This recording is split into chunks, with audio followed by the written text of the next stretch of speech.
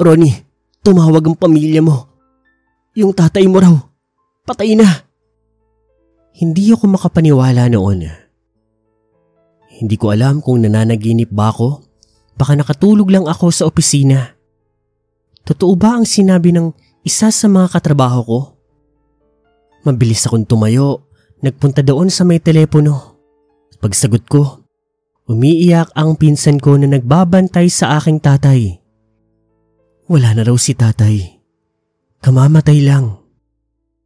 Ura-urada ay nagpaalam ako sa opisina ko na umalis. Pumayag naman sila. Nagtatrabaho ako noon sa isang pampublikong opisina sa may Lucena. Sa gobyerno ako nagtatrabaho pero hindi ko na lang papangalanan.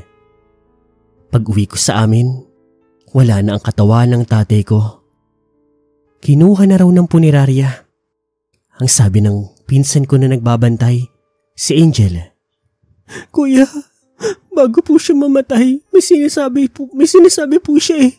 Sabi niya, sabihin ko raw po sa inyo na huwag ka raw pong pumunta. Saan?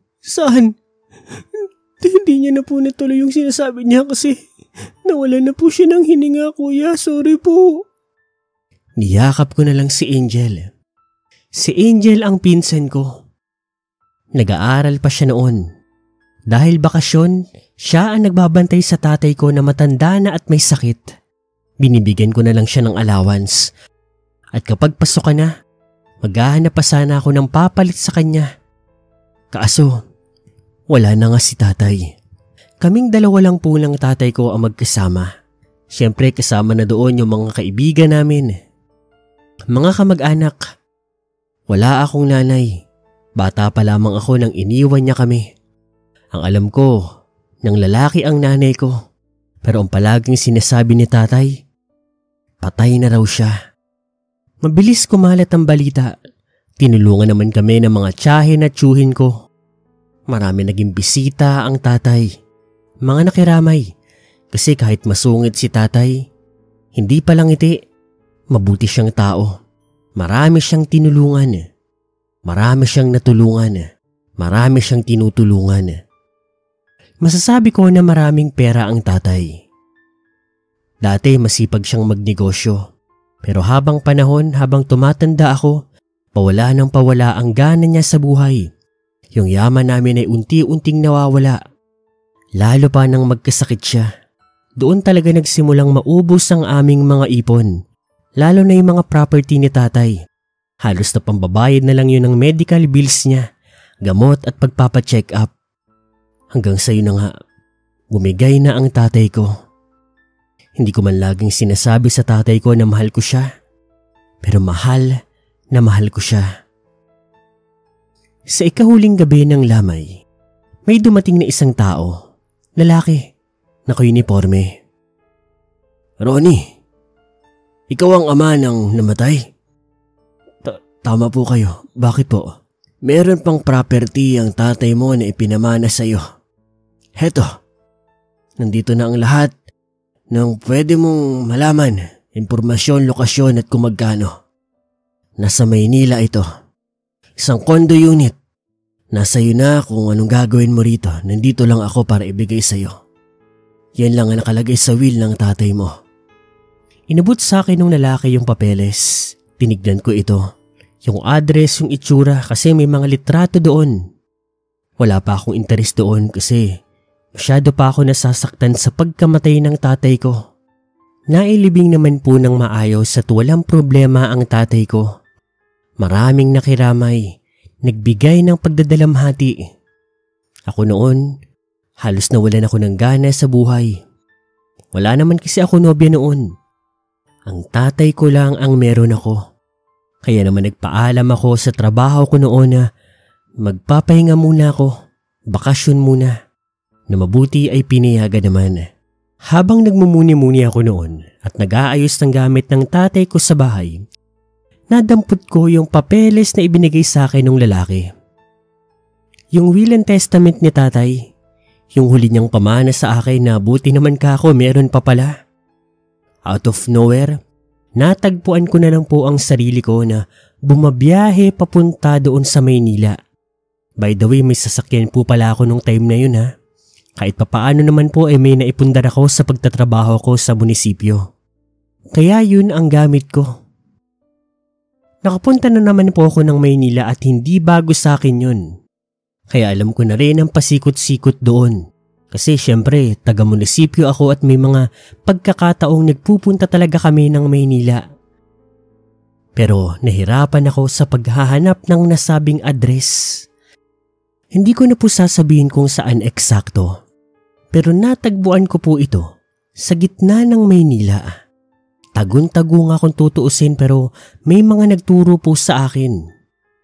Pagbaba ko, tumbok na tumbok po ang kondominium na iyon. Mataas, ilang palapag din yun. Pero lumang-luma na.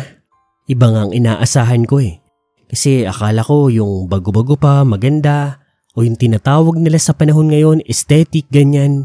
Pero hindi Para bang building na matagal nang ginawa. Puti lang ang pintura na may pakupas-kupas pa na parang anytime tutumba. Tapos siguro kung tama ako ng pagkakaalala nasa 14th floor yon o 15th floor. Tapos medyo may kalakihan din po at malapad. Tapos patareangulo po ang estilo nito kasi tumbok nga po. Ang nakakatuwa nga, may reserve na parking para sa akin. Kasi nung sabihin ko sa guard na ako yung may-ari ng unit na ganun, na ganito ganyan, meron din palang kasama yun na isang ang parking spot kaya pumwesto na kaagad ako. Pagka-parking ko, ewan ko kung anong pakaramdam yung biglang bumalot sa akin. Malamig, nakakapangilabot. Tapos bigla akong nakarinig ng, "Bakit ka nagpunta rito?" Hindi ako sigurado, pero parang boses yun ng tatay ko. Hinanap ko siya sa loob ng kotse sa buong paligid pero wala. Parang may bumulong lang sa likod ng tenga ko sa bato ko. Ganun pa man binaliwala ko na lamang yun. Iniisip ko na sa sobrang pangungulila ko, kung ano-ano na ang naiisip ko. Mabilis ako nagpunta doon sa may reception. At nagulat ako dahil sakto, yung may-ari pa ng mismong gusali ang nakaharapan ko. Siguro mga 12:00 na ng gabi yun. "Oh, ikaw pala yung anak ni Rodrigo?" Opo." "Ilang taon na rin nang umalis siya dito?" "Bata pa kayo, di mo natatandaan dito kayo tumira. Kasama ng nanay mo."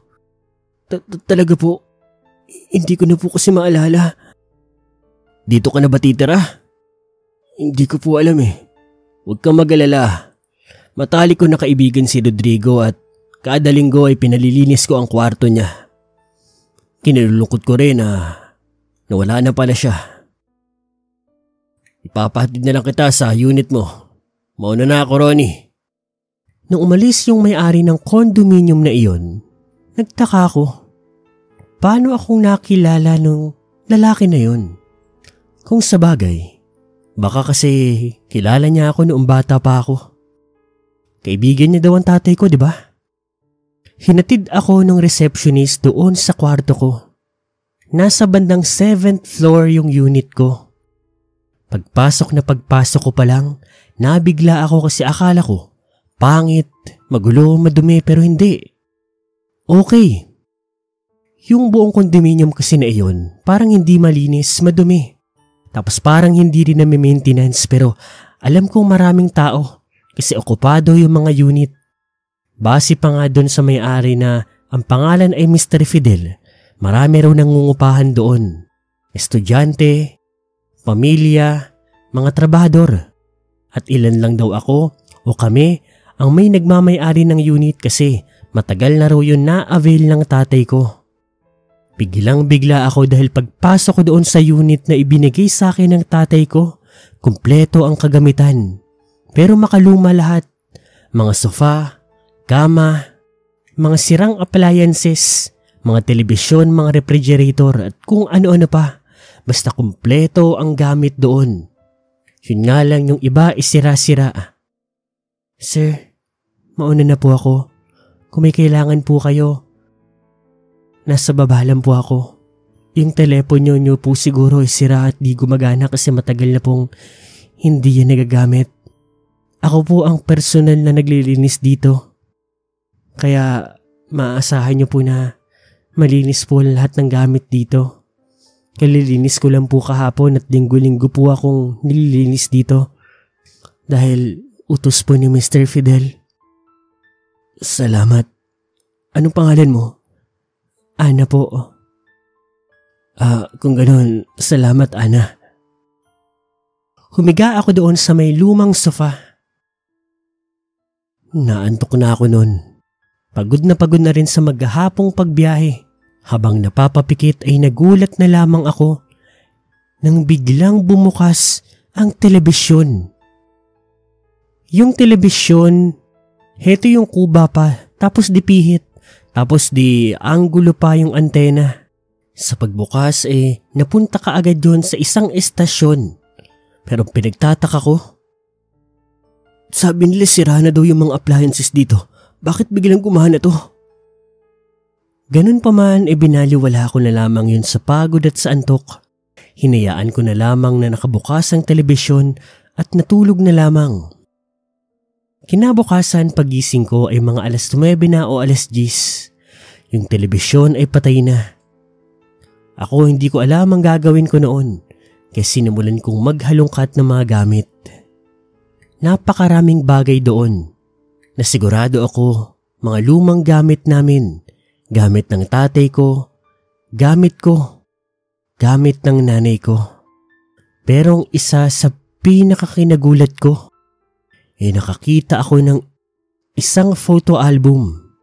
Pagkita ko, buo pa ang pamilya namin noon. Tatay ko bata pa. Nanay ko na sa wakas ay nakita kong muli. Kasi yung mga litrato ni nanay doon sa bahay namin sa Lucena, pinagtatapon ni tatay kaya talagang nawala na sa memorya ko ang lahat ng yon. Pero doon muli kong naalala ang itsura ng nanay ko. Maganda si nanay. Maputi. Mistisa. Sa kanya ko naman na yun kasi si tatay maitim. Chinita rin siya. Ang ganda namang ngiti niya. Ako batang-bata pa noon. 1 taon, 2 taon o 3. Maliit pa kaya hindi ko talaga maalala ang lahat. Masaya pa kami sa pagkakataon na yon. Hanggang sa nagulat na lamang ako nang biglang bumukas ang pintuan. Nabitawan at naitapon ko pa ang photo album. At pagbaling ng lingon ko doon sa may pintuan, biglang pumasok si Ana. Yung receptionist. Sir Ronnie, sorry po pero dinalahan po kita ng pagkain. Utos po ito ni Mr. Fidel. Almusal mo po o pwede ring tanghalian. Diyos ko naman Ana, nakakagulat ka naman. Sorry po sir, kanina pa po kasi ako kumakatok, hindi niyo po ba naririnig? Hindi. Gaano ka na ba katagal kumakatok? Siguro po maglilimang minuto na po. Hindi ko alam kung totoo ang sinasabi niya kasi. Saglit pa lang naman akong nagbubuklat ng mga litrato. Posible namang hindi ko siya marinig pero ganun pa man, binaliwala ko na lamang yon. Salamat Ana. Pero hindi niyo naman kailangan gawin to ni Mr. Fidel napag-utusan lang naman po ako. Sumusunod lang po ako. Ganito na lang, sa susunod na utusan kay ni Mr. Fidel, na linisin at bigyan ako ng pagkain o kung ano pa man na patungkol dito sa akin tsaka sa unit ko. Wag mo nang sundin, sabihin mo ako na nagsabi. Sigurado po kayo sir? Oo, sigurado ako. Sige po sir, kung yan po ang gusto ninyo. Kinain ko ang pagkain na bigay ni Ana. Doon ko lang dinaramdaman na nagugutom na rin pala ako. Pagkatapos noon humiga ulit ako sa may sala. Binuksan ko ang telebisyon pero nagtaka ako kasi hindi na ito gumagana. Tataka ako noon. Kagabi gumana ito Baka kako tsumamba lang. Maya-maya ay muli kong dinampot yung photo album na nalaglag ko. At unti-unti ay mula sa mga litrato namin ng pamilya ko, nag-iiba po ang kuha. Para po itong point of view ng isang tao na may minamanmanan. Para siyang may sinusundan, mga kuha sa malayo pero nung una ay hindi ko pa kilala kung sino ang kinukuhanan. Pero hindi po nagtagal, nagulat na lamang ako nang yung kinukuhanan pala sa malayo ay nanay ko. Para siyang sinusundan ng kung sinong kumukuha. At pinakakinagulat ko nang makakita ako ng isang lalaki na kasama ni nanay na hinahalikan niya. Hindi po yun si tatay. Sa madaling sabi, kabit ni nanay. Halos madurog ang puso ko. Gulat na gulat ako. Mukhang totoo ang kwento-kwento dati ng mga tiyahin ko na nanlalaki nga si nanay at hindi siya namatay na gaya ng sabi ni tatay. Ang pinakamalalang litrato na nakita ko noon doon sa kwarto. Nakita kong may litrato ni nanay na nakabigdi. Kasabay sa pagkita ko sa litrato, bigla akong nakarinig ng ungol. Iyak. Mula yun sa banyo. Dahan-dahan ako naglakad papunta doon. Binuksan ko ang pinto at pagkita ko, si nanay, nakabigti, nandoon. Bakit ka nandito, Ronnie? Umalis ka na. Umalis ka na. Papatayin ka niya. Pinalis ko na kayo dito sa Maynila. Nagsasalita ang nakabigti na nanay ko. Nakatayo lamang ako noon at hindi gumagalaw. Nang bigla na naman bumukas ang pintuan ng kondo. Akala ko ay si Ana ang papasok pero nagulat ako dahil si Mr. Fidel yun. Ronnie, anong ibig sabihin nito? Nakita mo na ang litrato? Hindi mo pa ba alam? Hindi ba sinabi ng tatay mo? Ako ang pumatay sa nanay mo. Pagkatapos ko siyang gasain, masyadong malandi ang nanay mo. Ayoko sa malalandi. Pinapatay ko sila. Ipinagpalit niya ang tatay mo para sa pera. Mali siya. Binubuking ko lang naman siya. Kaya ginamit ko siya at pinatay at pinalabas na ibinigti dito sa mismong kondo ninyo. Kita ko na may hawak na malaking kutsilyo si Mr. Fidel. Para siyang baliw na nakangiti. Matanda na siya, oo. Senior citizen na mahigit. Alam kong lamang ako sa pisikal na aspeto. Pero ewan ko para siyang sinasaniba ng demonyo. Dahan-dahan siyang lumalapit sa akin. Pero maya-maya lamang, bigla na lamang siyang bumulugta. Nakarinig ako ng tunog mula sa kanyang likuran. Bigla siyang napadapa at nailagan ko pa siya. At sa likod niya, nandoon si Ana. Halika na, Ronnie. Bilisan mo, tara na. Hinila niya ako pababa ng kondominium. Lalabas na sana ako pero naalala ko may kotse pa pala akong naiwan doon. Yun ang ginamit namin para makalayo sa kondominium at maya-maya ay nakita ko na may mga pulis na papunta doon sa kondominium. Ano bang nangyayari? Mamamatay tao si Mr. Fidel. Ngayon ko lang din nalaman. Pagkita ko sa opisina niya, napakaraming litrato doon ng mga taong pinatay niya doon mismo sa kondominium na iyon. At Ronnie, nakita ko doon yung nanay mo kasi kapelido mo siya. Siya ang pumatay dito. Nagkaroon sila ng relasyon ng nanay mo. Pero itong si Mr. Fidel pala, pumapatay siya ng mga taong nanloloko sa mga pamilya nito. Para siyang nasisiraan. Hindi ko alam ang pinakadahilan kung bakit niya ginagawa yon. At ngayon sa pagbabalik mo, muling na tiger na naman siguro yung kabaliwan niya. Kasi sa tagal ko nagtatrabaho rito, sa mahigit 2 taon mabait naman si Mr. Fidel. Wala siyang ginagawang mali, lalo na sa aming mga staffs niya. Pero nung makita ko yung opisina niya, meron siyang kapapatay lang, kagabi lang. Meron din ako nabasang sulat, dahil daw nagbalik ka na, ang anak ng huling babaeng napatay niya noong dekada 90, magbabalik na rin doon siya sa pagpatay. Hindi ako makapaniwala. Nakakabaliw yung mga impormasyon na binitawan ni Ana. Ganun pa man, Sir Paul. Nakaligtas naman kami ni Ana doon. Pinatawag din po ako ng kapulisan na inatinan ko naman. Alam niyo ba, noong hinuhuli si Mr. Fidel, nagkaroon daw siya ng malay at nanlaban.